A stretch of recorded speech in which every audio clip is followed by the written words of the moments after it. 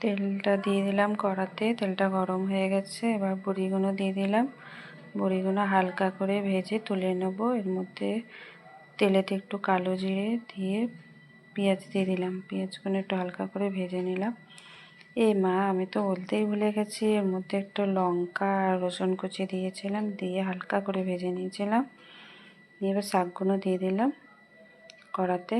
শাকগুলো দিয়ে একটু নাড়াচাড়া করবো। এর থেকে যে জলটা বেরিয়েছিল শুকিয়ে গেছে, এখনও ভাজতে হবে।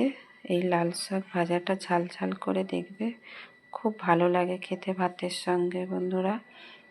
এর মধ্যে একটুখানি লঙ্কা গুঁড়ো দিয়ে দেবো, দিয়ে একটু জিরে গুঁড়ো দিয়ে আবার একটু হালকা করে ভেজে নেব।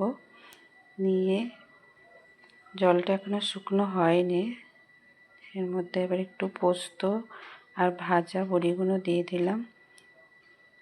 রান্না আমার কমপ্লিট। তোমরা একবার বাড়িতে বানিয়ে দেখবে, খুব ভালো লাগে, হেবি সুন্দর হয়েছে।